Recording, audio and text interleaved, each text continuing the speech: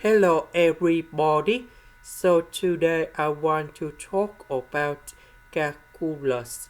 The topic that is about integration. So now I want to show you how to answer.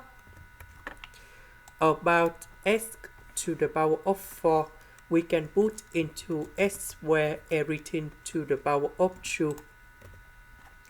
Later that, we can use about integration by substitution. So I will put about u equals to s squared. Later that, we need to do first the derivative for the both sides, and we have 2s ds. This one we change by u. 2s ds we change by du. The integration of this one, we have arc side of u, and I will put about c. About u, that is about s squared. This is the end. Thank you for watching.